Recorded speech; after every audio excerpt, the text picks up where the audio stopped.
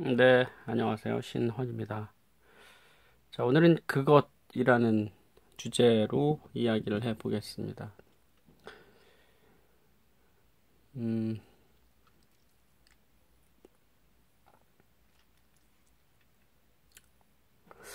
자, 그것이라는 표현을 썼는데요. 진리라고 하는 우리가 얘기하는 또는 어떤 표현을 씁니까? 법이라는 표현도 쓰죠.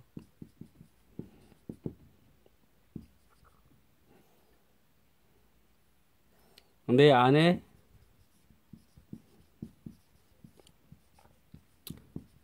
진리, 그죠?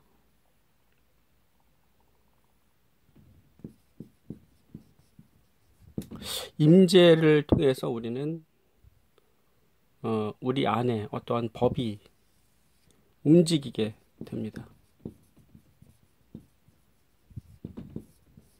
즉, 좀 쉽게 말씀드리면, 진정 이 법이 내 안에서 움직인다는 것은 어떤 머리로 살아가는 것이 아니라, 어,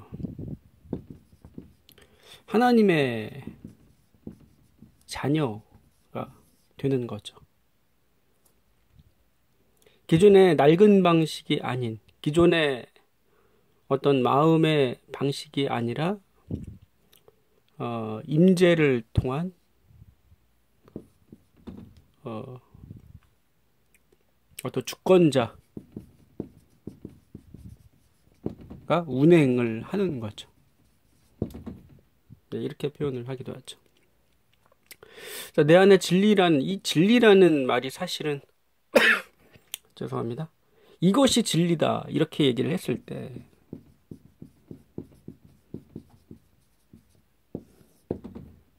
진리라는 말 자체 안에 무엇이 있습니까? 절대적이죠. 사실 우리가 보통 말하는, 그 진리라는 말 안에는 절대성이라는 의미가 있습니다. 이것이 진리다. 이것이 맞다. 이것이 참이다. 이렇게 이야기를 하거든요.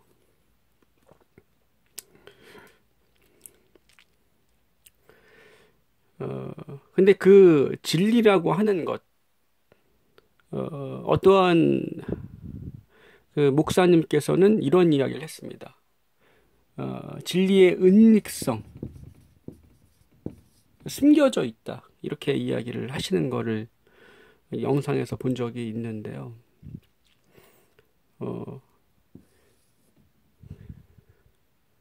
이것이 진리다라고 했을 때 그 절대성이라는 힘을 갖게 되고 그 외 다른 것들은 옳지 않다라는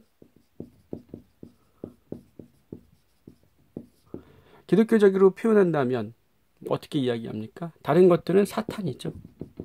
악마의 유혹이 됩니다. 예. 이렇게 표현을 하기도 하는데 뭐 이건 일종의 어떤 단순한 어떤 기독교적인 표현이라고 이야기를 가정한다면 기독교 안에서 그렇게 많이들 이야기를 하시는 거죠. 어떤 문화일 수도 있고요. 그리고 이 인식 자체가 어떤 천국과 지옥, 또 천사와 악마, 천주교에서부터 이 천사와 악마에 대해서 또 많이 그 천주교 교리 안에 등장하지 않습니까?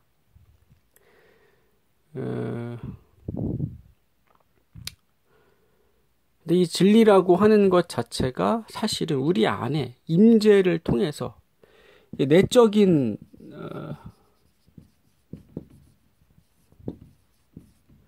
내적인 체험과 떨어뜨려 놓을 수가 없는 겁니다. 사실은 이 진리라고 하는 것은.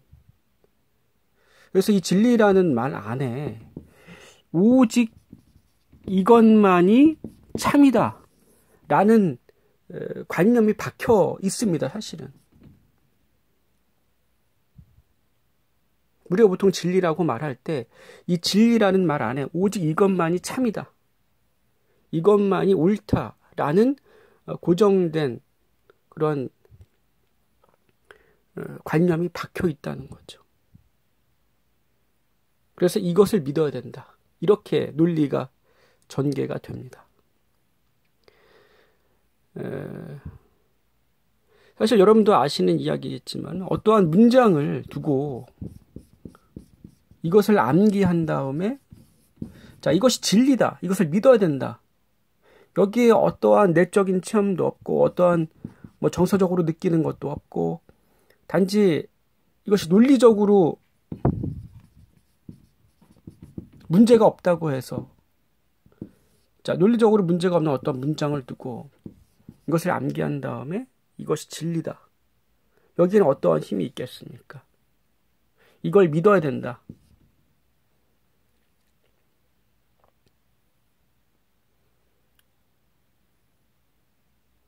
그거랑 거리가 멀다는 겁니다.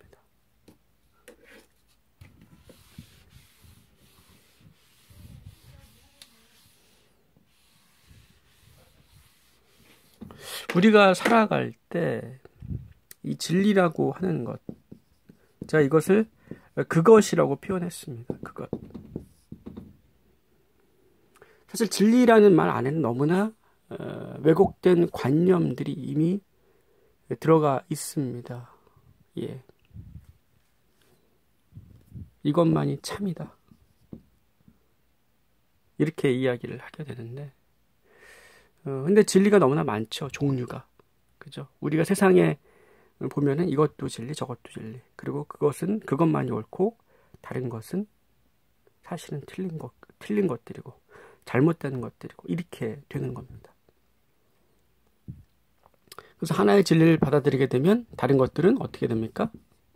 배척을 해야 되는 거죠. 배척. 악한 세력이 됩니다. 악한 세력.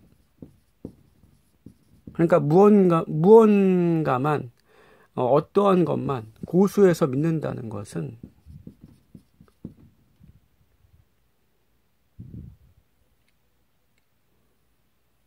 어떤 논리적인 거이지. 논리적인 진리 이런 거에 매여 있게 되면은 어떻게 됩니까? 판단, 정죄만 더 늘어나게 되는 거죠. 그러한 현상을 볼 수가 있게 됩니다.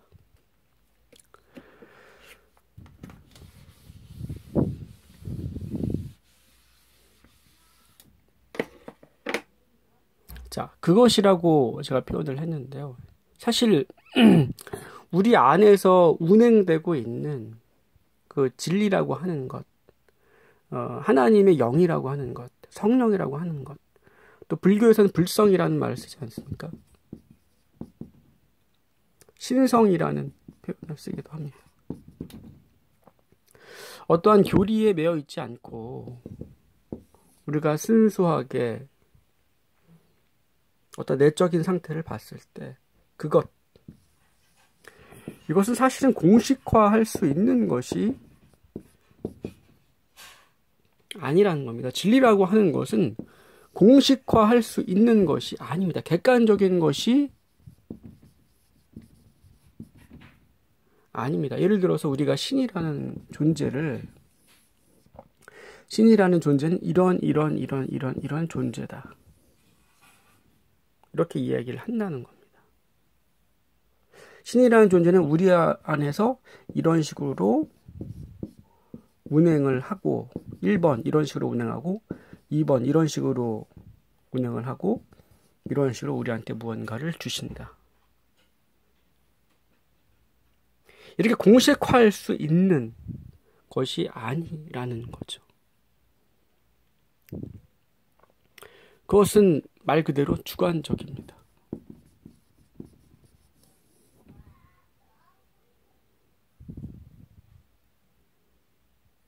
굉장히 은밀하게 자신만 알게 다가오죠. 그것은 우리가 일상 속에서 무심결에 보게 되는 텔레비의 영상을 통해서도 어떠한 메시지를 받을 수 있습니다. 산책을 하다가 자연의 소리를 통해서 문득 우리는 메시지를 얻을 수도 있습니다. 단순한 다른 사람들의 어떠한 대화 속에서 우리는 어떠한 메시지나 영감을 얻을 수도 있습니다.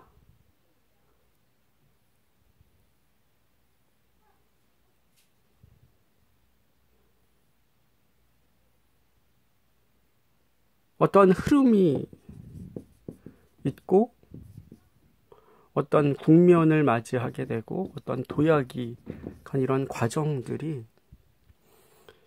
정해져 있는 객관적인 절대적인 커리큘럼이 사실은 없다는 거죠.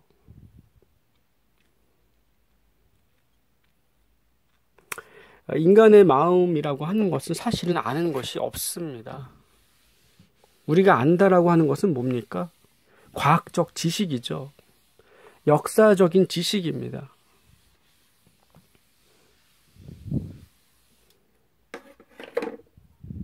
우리가 안다고 했을 때 그것은 어떤 과학적 지식 또는 뭐 역사적 지식을 말하는 거거든요. 뭐 이런 것들은 어느 정도 객관적인 사실에 입각해서 이야기를 하죠.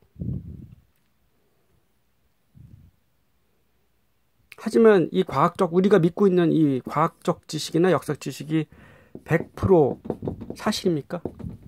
역사가 우리가 믿고 있는 게 100% 사실인가요? 과학적 지식이라고 하는 것이 100% 옳습니까? 그렇게 오랫동안 믿어왔던 천동설, 뭐 국한된 얘기는 합니다만 결국은 틀린 것이 돼버렸었죠.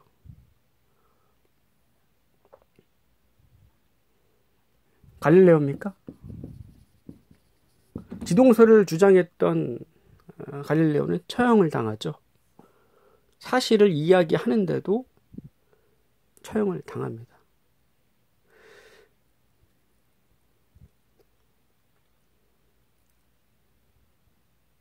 뉴턴의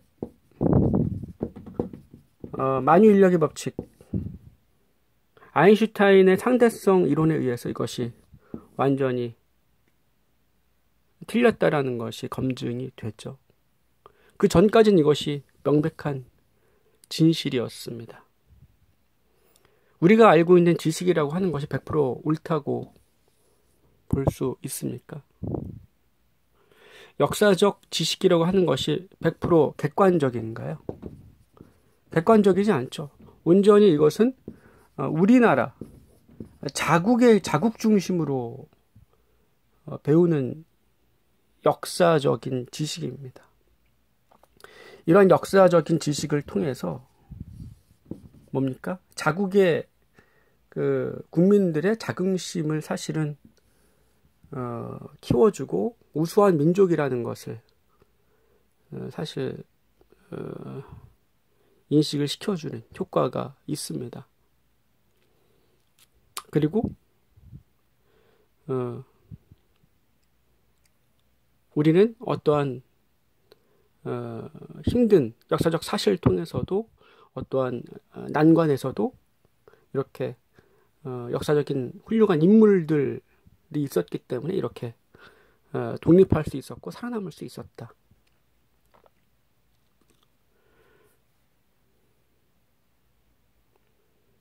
이러한 역사적인 내용들.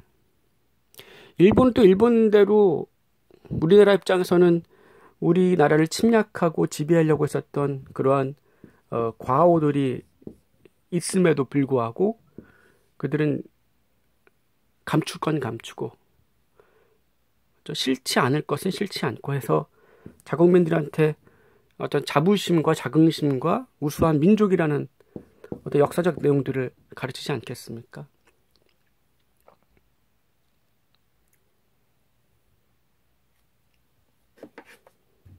우리가 알고 있는 역사적 지식이 어디까지가 100% 사실인지 우리는 사실은 알 수 없습니다.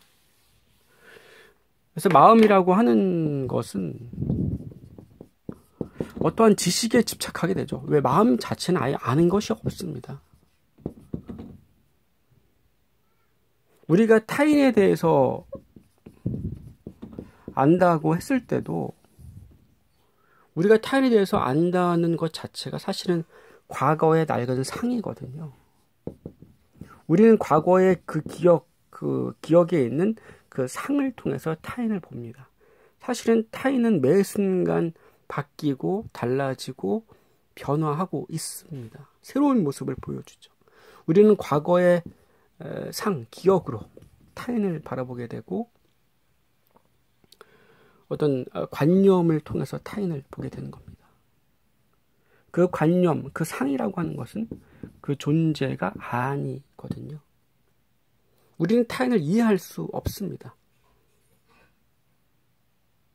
왜냐하면 머리로 이해한다는 것은 논리적으로 문제가 없어야 되거든요.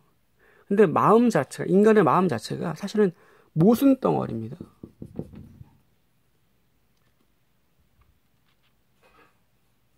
특정한 모습을 갖고 있는 것이 아니에요. 그 사람의 기호조차도 어느 순간은 바뀝니다. 아, 이 사람은 이걸 좋아하고 이것을 싫어했었지 라고 우리를 그 사람을 이해하고 있다고 하지만 또 다른 상황에서 또 완전히 다른 예상 밖의 행동을 하는 것이 사람입니다. 우리는 타인을 안다라고 착각을 사실은 하고 있습니다. 그리고 타인을 이해하려고 노력합니다. 하지만 우리는 타인을 이해할 수 없습니다. 마음이라는 것 자체는 아는 것이 사실은 없습니다. 그렇기 때문에 무언가를 믿고 싶어 하고 어떤 불확실한 상태,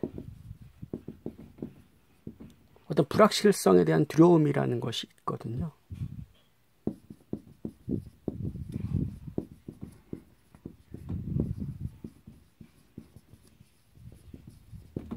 불확실성에 대한 두려움이라는 것이 있습니다. 그래서 불확실한 상태를 굉장히 마음은 견디기 힘들어 합니다.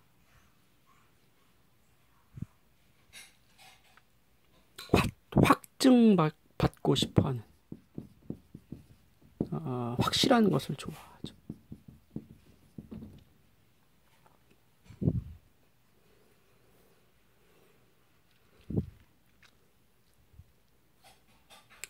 그래서 마음 안에 과학적인 지식, 이론, 개념, 역사적인 어떤 지식, 정보 이러한 것들을 집어넣어갖고 그거에 입각해서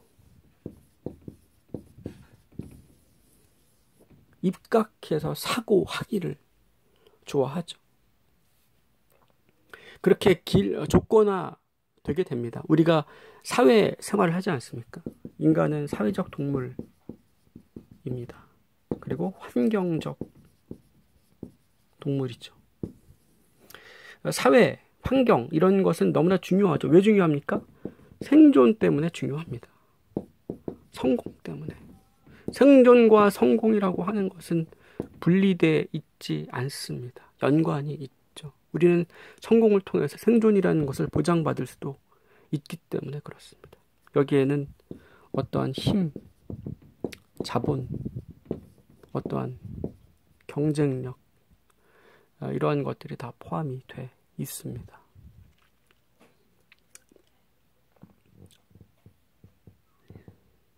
사회적인 활동을 통해서 우리는 생존을 모색하고 끊임없이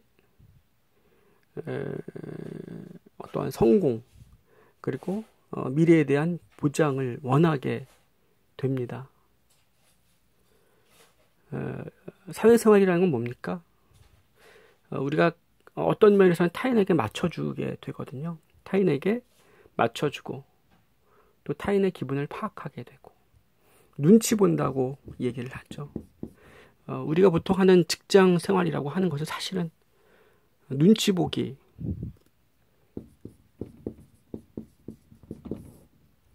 이것이 굉장히 중요한 사회에 살고 있습니다. 거의 눈치 보기가 사회생활이 우리의 직장 생활이죠. 눈치를 얼마나 잘 보고 상사 기분에 거슬리지 않는 것이 사회생활을 잘하는, 그리고 잘리지 않는,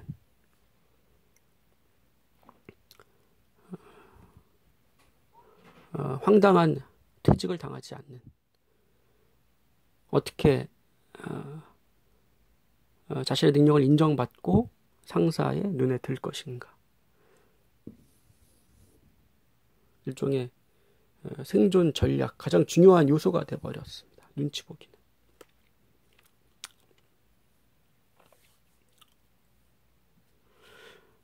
그래서 유능하고 훌륭한 어떠한 인재가 되기 위해서는 어떠한 그 필요한 정보들을 상사에게, 요주 인물에게 전달을 해줘야 되고, 적절한 상황에 알맞는 반응을 해줘야 됩니다.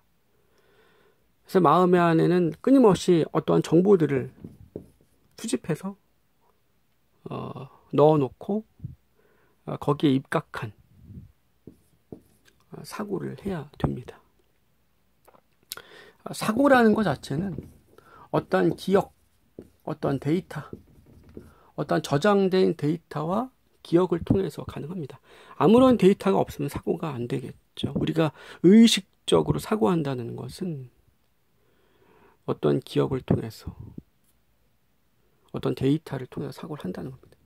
우리는 과학적인 지식을 통해서 뭔가를 사고하기도 하고,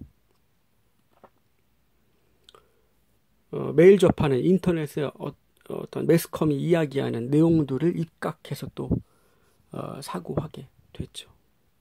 무의식은 노출되어 있습니다. 인간이 환경적 동물이라고 하는 것은 무의식이 노출되어 있기 때문에 그렇습니다. 환경을 통해서 우리는 매일 무언가를 흡수하게 됩니다.